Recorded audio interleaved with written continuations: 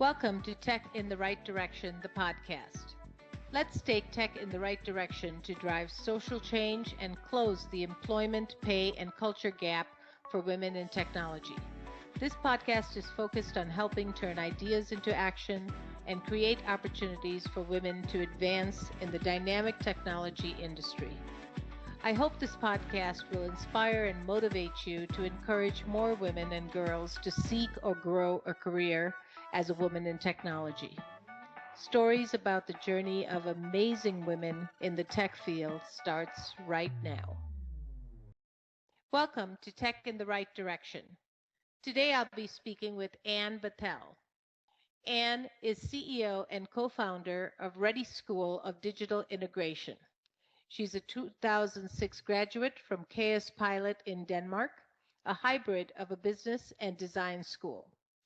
From 2006 to 2009, she worked as a corporate social responsibility consultant. In that capacity, she developed and implemented Samsung Electronics' award-winning corporate social responsibility strategy for Scandinavia. Since 2006, Anne has managed her own humanitarian project, Kids Have a Dream, which organizes global workshops to empower youth through drawings and discussions about their dreams for the future. The project has reached over 4,000 youth in 34 countries and has been implemented in collaboration with organizations such as UNAIDS, Rotary International, and Amnesty International. Welcome to the show, Anne. I'm so excited to have you. It's my pleasure. Thank you for having me. Great. So let's get started. Anne, can you share with us your career journey and how you got to where you are today? I certainly can. I think Steve Jobs was very right that everything makes sense when you look back, but not necessarily when you're in it. I think that's basically the story in my case. I studied first at a school called the KaosPilot in Denmark, which is an innovation management school that is very strongly focused on value-based leadership. From there, I, after 3 years, joined a consultancy company working on corporate social responsibility. Mainly focusing on Samsung Electronics and how they could integrate into the Scandinavian market, working with culture and social projects. I then got a Rotary Peace Fellowship to study in Japan, where I did a master degree in peace studies, focusing my master degree on open innovation processes, because I could see that many of the social and environmental challenges that the world is facing today are so complex that they cannot just be solved by a small group of people, but we need to use collective intelligence to come up with many good answers. And at the back of that, you need a good technical model to run the platform. That led me to write my thesis with Open IDEO in Silicon. There I met Stanford University and their Peace Innovation Lab. They gave me the wild card to then go to Germany to set up the Berlin Peace Innovation Lab, which I ran for 3 years. And one of the byproducts of the Peace Innovation Lab was the ReDI School of Digital Integration, which I co-founded with Ferdi van Heerden in 2015, and which I run now as the CEO. So it all seems so smooth. It wasn't planned like that, but now it's all making sense.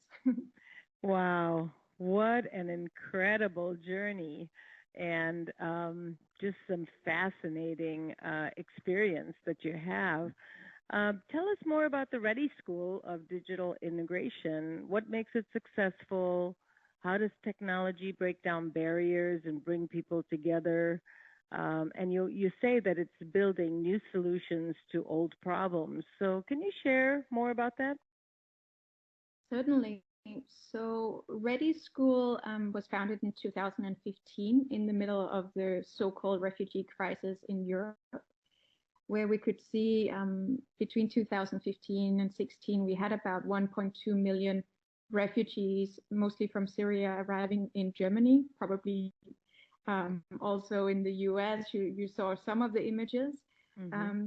And what many people saw as potential challenges and problems, I saw in a very different way, also being a foreigner living in Germany, that I saw many young, talented people with lots of experience and an eagerness to work coming to Germany, and instead of seeing problems, I saw opportunities. And what really inspired me was a conversation that I had with a young man called Mohammed, who I met in a refugee camp. And Mohammed is originally from Iraq. He did his master degree in computer science at the university in Baghdad. But he came as a refugee to Germany, and of course you don't flee with a laptop under your arm. Mm-hmm. And as a computer geek, I guess, it's absolutely devastating to not be able to continue programming. Mm-hmm. And Mohammed was super scared that he would lose his skills and his ability to continue programming, which would be the option for him to really get a job in Germany. And that really inspired me, because working a lot with startups and in the tech industry, I knew that currently there's 124,000 available jobs in the German job market. And the German industry is losing billions of euros on an annual basis because we don't have access to tech talent. So ReDI School was really sparked from this idea of creating a win-win situation where the refugees arriving looking for jobs would be trained and get the professional network, the tech skills and the soft skills to get hired. And at the same time, we can help the German industry do much better because they would get access to talent. And through that, we are getting more job market integration in Germany, which of course is also something good for the German society in general. Yeah, that's great. It definitely is solving that problem. How long is the program, the training program that you put together for these refugees? So ReDI School, you can basically explain as being 3 different pillars. So we have a kids program, we have a digital literacy program, and we have we call it the digital career program. So we're teaching 3 different groups of people. The kids and the youth, I guess they're self-explanatory. Mm-hmm. The digital literacy program is predominantly women, but also a lot of relatively young migrants, especially from sub-Saharan Africa, so being Eritrea, South Sudan, Somalia, etc. And in the high-end tech program, we are teaching 5 different disciplines. So there's a track, for instance, for web development. There's a track for data sciences. There's a track teaching Salesforce. There's a track that is teaching IoT, so Internet of Things. Mm-hmm. And these are kind of 3 different levels. So there's one for beginner, intermediate, and advanced. And every course are 4 months, and a combination of technical training and soft skills training. And all students are working on their projects all along that they will then present on the last day, which we call demo day. So yeah, a program in itself is 4 months, but many of our students take several courses after each other in order to build the skills necessary to get a job or paid internship in Germany. And then what does your placement rate look like? So what percentage of the refugees will get a job in Germany? So we are asking our alumni every 6 months what they're doing. And in the last survey, we could see that 75% of our former students were in jobs. Nice. And of those, 50% were working in the tech industry, and 25% were working with technology, but not necessarily per se in the tech industry. And the last 25% were unemployed, but that also includes people studying, for instance, at university or doing other kind of education. So not necessarily actively looking for a job, but rather who are reskilling. So yeah, the numbers are looking really, really good. Yeah, very impressive, very impressive. And you're making such a big difference in their lives, which is just amazing. I'm thinking that with COVID, you went virtual on these programs. Are you doing them virtually now, or did you stop them? Thankfully, we work closely with the Vodafone Foundation, and they have been able to provide internet for our students, also the students living in refugee camps, because in Germany, it's very rare that the refugee camps actually have internet connection. And taking all our courses online, of course, you can only participate, A, if you have a laptop, B, if you have internet. C, if you have the skills to get online. And actually, the last part has been part of the challenge, because in many of our digital literacy programs, our students are just learning how to use a laptop, and when you're still learning how to make sense of what is a mouse and a keyboard and what is a desktop, it's a pretty steep learning curve to all of a sudden join a Microsoft Teams lesson. Nonetheless, we were doing a lot of hand-holding. I have an incredible team who are just so dedicated to help our students. So we're literally calling up the students and guiding them through what do you see on the screen, and say, okay, top right, click that button, and then this is going to happen. And working with like sometimes even explaining to the kids of our female students how to help their moms so that the mothers would get online. And this is how we have managed with hands and feet and phone calls and whatever works, basically. At the moment in Germany, we are in sort of getting close to a lockdown, but not quite yet. So at the moment, when possible, we're still teaching in person, because it's just much more effective. It's a better learning experience for our students who otherwise can't participate at the same level. But we are just really actively teaching them how to use online learning tools, so that we will stay in contact with them. So in the case of a new lockdown, we can just continue the lessons as before. Yeah, that's amazing. And through these challenges that you're experiencing with going virtual, they're also learning a whole new skill, which is so amazing. Like you said, if there is a lockdown, they would still be able to continue their education, still be able to maybe have this virtual community to depend on a daily basis. So, with everything comes a reward. Some of the challenges bring us rewards. We say in the U.S. that 2 years of digital transformation during these unprecedented times has taken 2 months, because people had to pivot, they had to learn, they had to do it. And so it's really changed that whole digital transformation experience.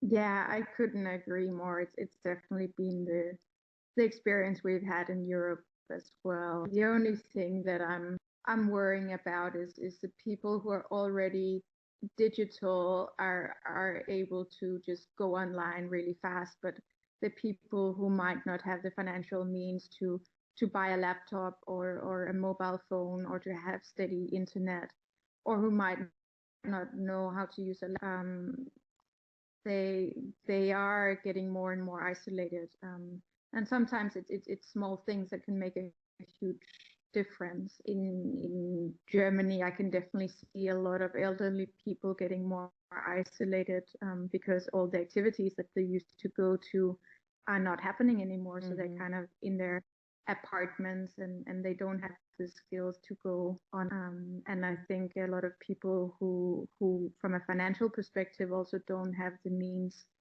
are potentially falling more and more behind. So I think it's a good time to also reflect on the digital gap, and how we can make sure that no one is left behind. No, completely agree. Completely agree. So in 2018, you won the Victress Award for Outstanding Female Leadership. I'm not surprised. You're just amazing in all the good work you're doing. What are some leadership best practices that you can share with our listeners, that can just learn from your journey? Oh, there's a lot of things I have learned along the way. I think the most important leadership principle for me is always the idea of co-creation. So I see my role as a leader as a facilitator.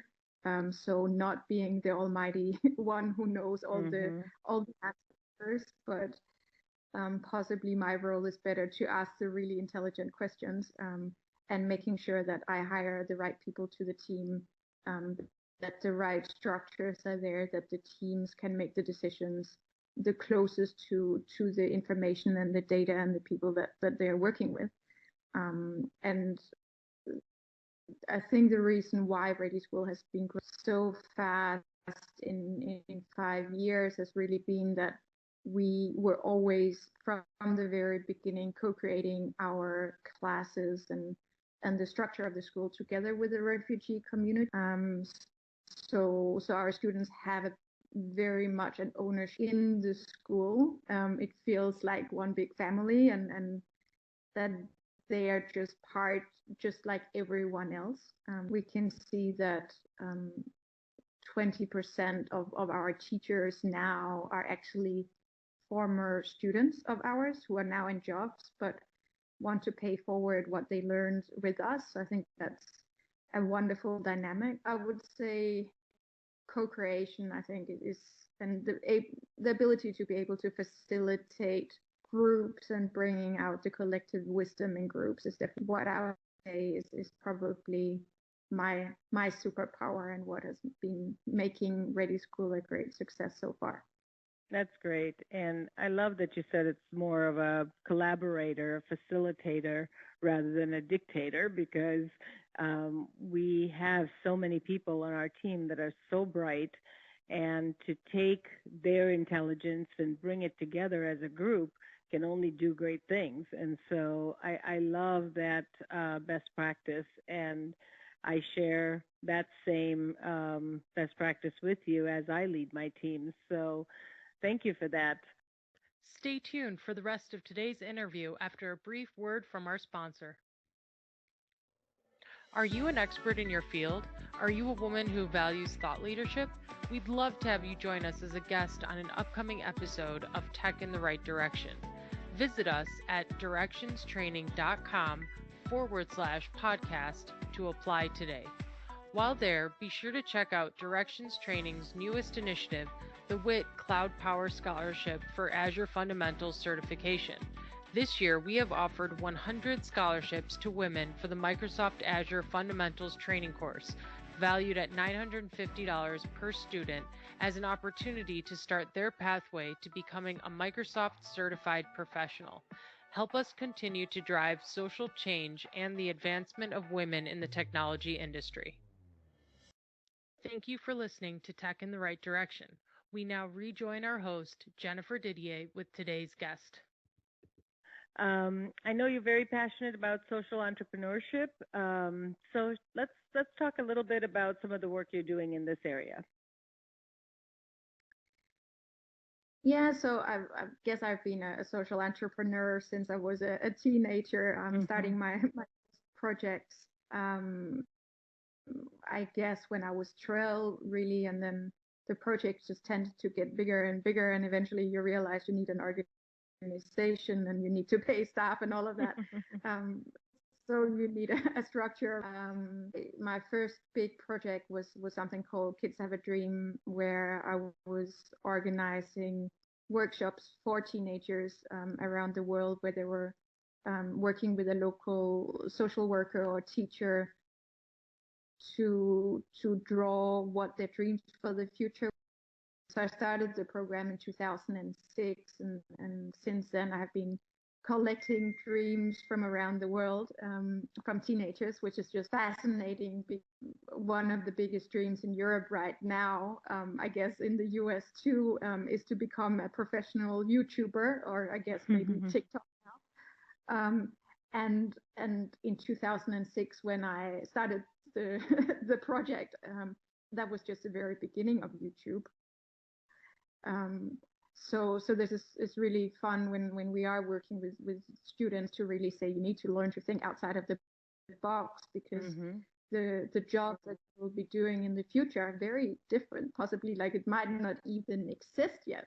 So, feel free to think wide and far, like, I don't know, border control to Mars or something.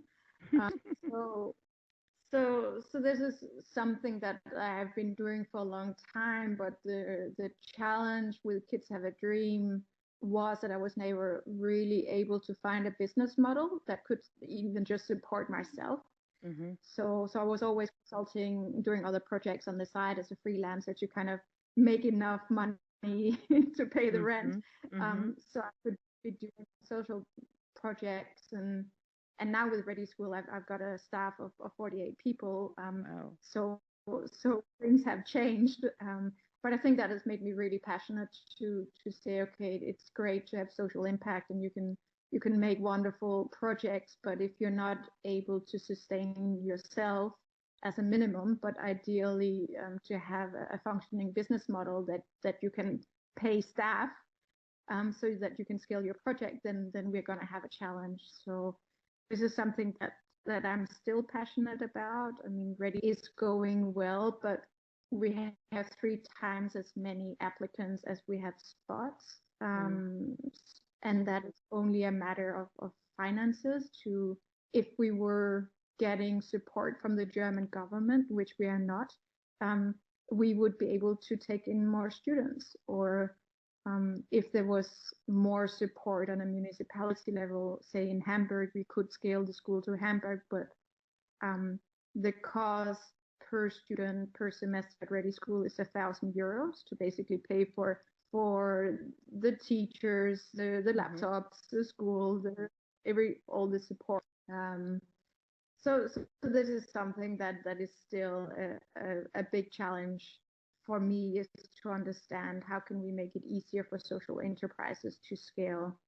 I think the European market is still quite different from the US market. We don't have as much philanthropy in Europe as in the US.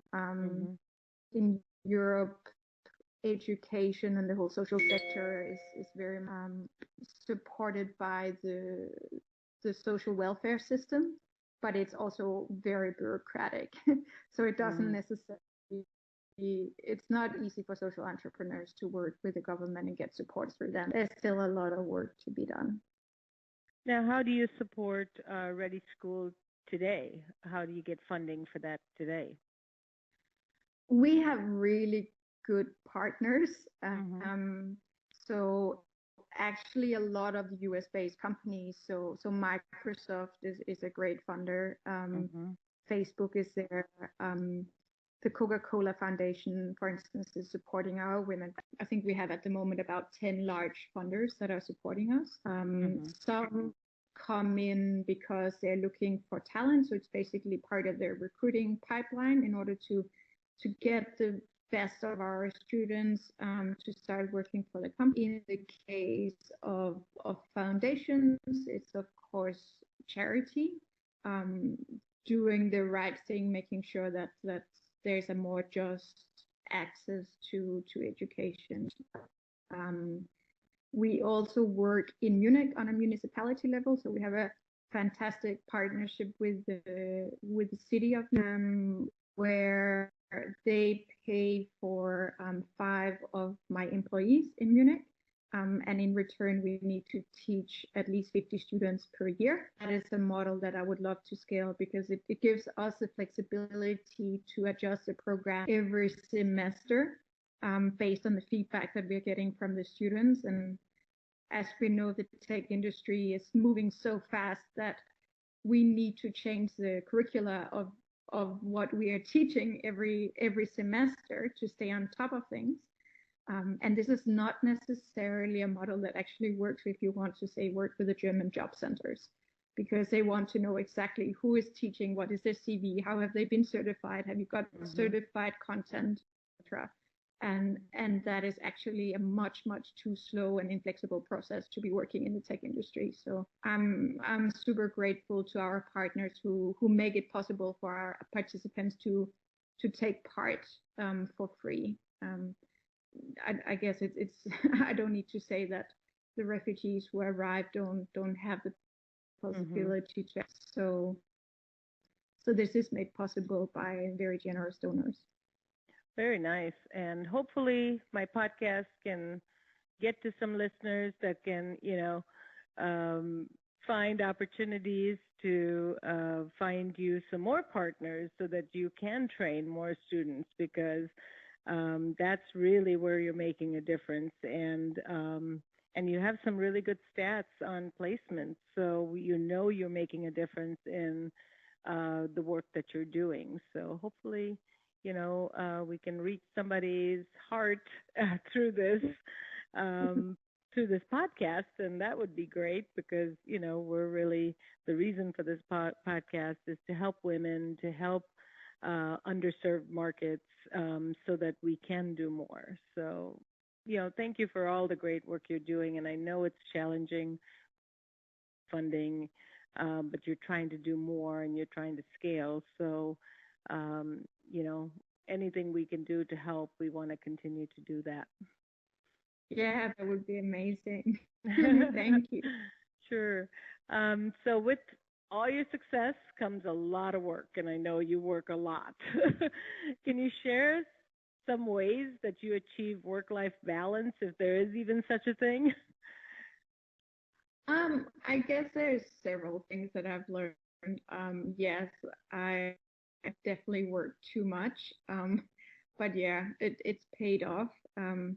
Would I do it again if I knew how much work it would take? Actually, I think no. But I'm very happy I did.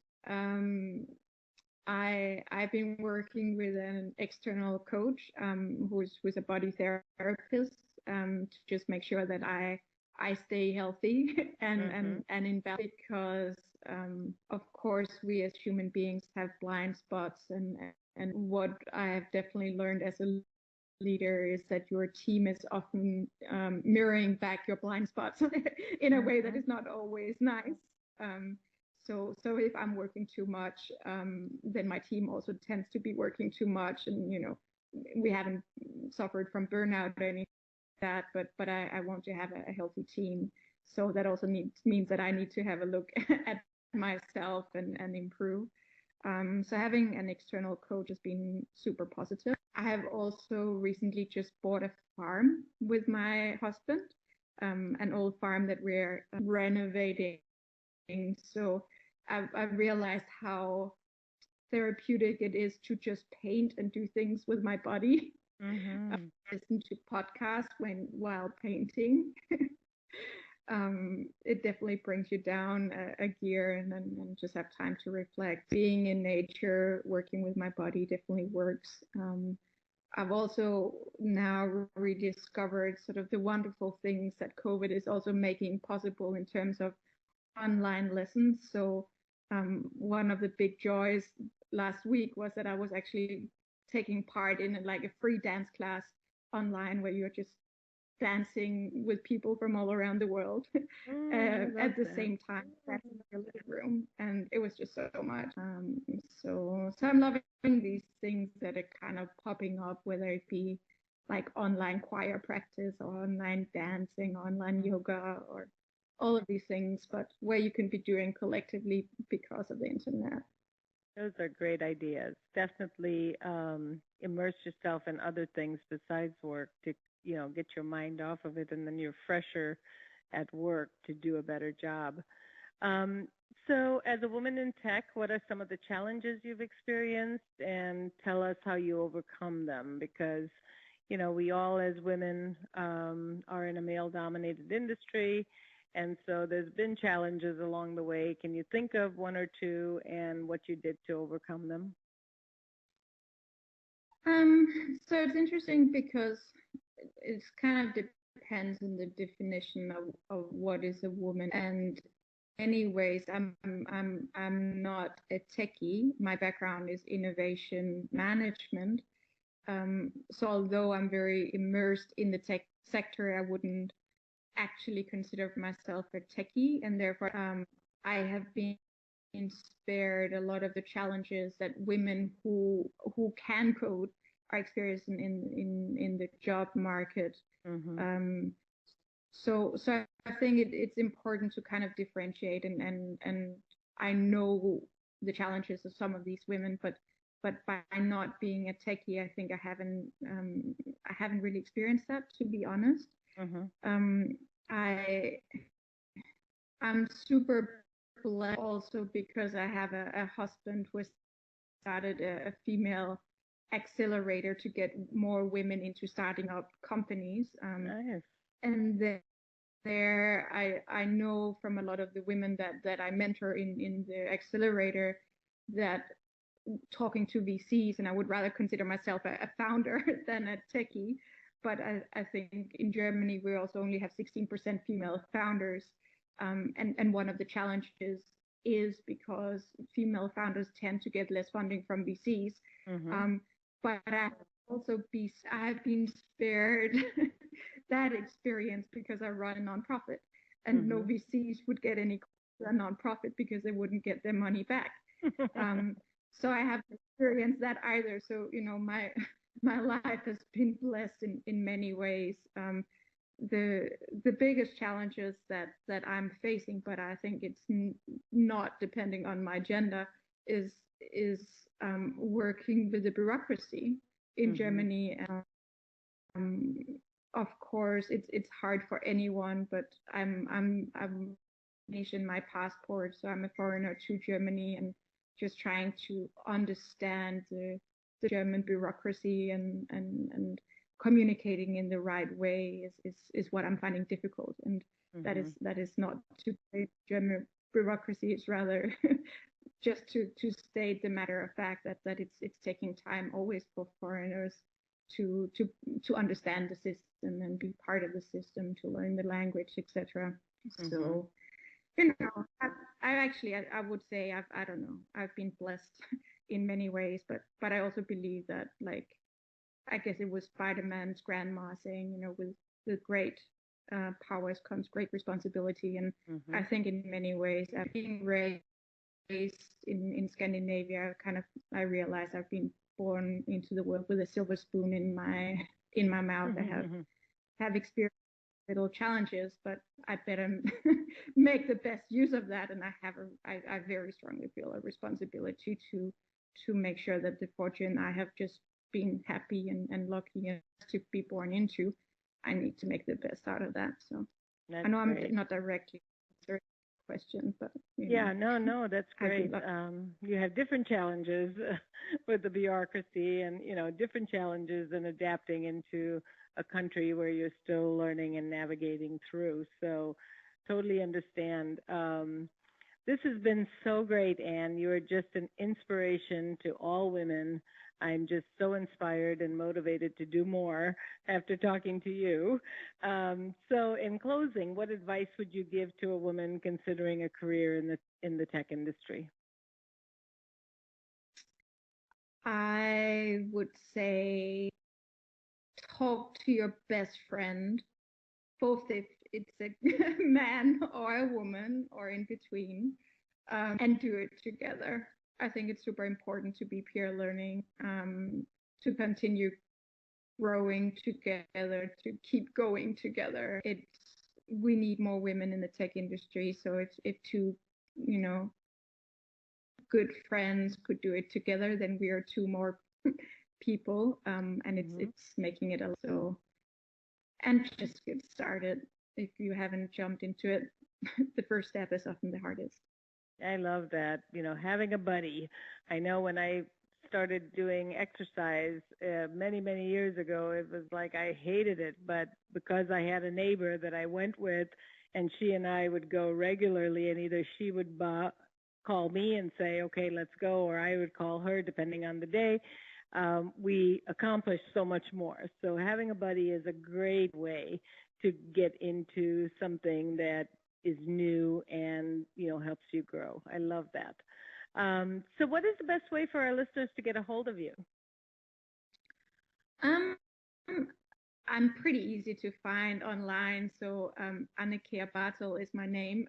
If you put it into Google or Bing or any preferred channel, look me up, you'll get to ReDI School online. There you can also find my email address. It's very easy. It's Anne at ReDI, ReDI-school.org. So feel free to reach out. Always super happy to talk to people. I'm on LinkedIn as well, so finding me shouldn't be a problem. Perfect. Well, thank you, Anne. It was a pleasure and an honor to have you as a guest on the show, and let's keep in touch. Thank you very much for the interest. Thank you for listening to Tech in the Right Direction. Please take a minute to subscribe or follow so that you never miss an episode. Also, don't forget to like, share, and comment. Thank you. See you next week. From IT skill enhancements to end-user adoption training, Directions Training is your resource to help optimize the effectiveness of your technology investments. Over 500,000 students have taken advantage of our wide selection of technology and business training solutions covering the most popular applications today, such as Microsoft 365, Azure, Windows 10, and more. As a podcast listener, we invite you to take advantage of an exclusive offer. Receive 30 days of free access to our Microsoft official curriculum on-demand courses for IT professionals or end users. Visit us at www.directionstraining.com/podcast to claim this offer today. Hurry, this offer is only available for a limited time. Success is a journey. Ask for directions.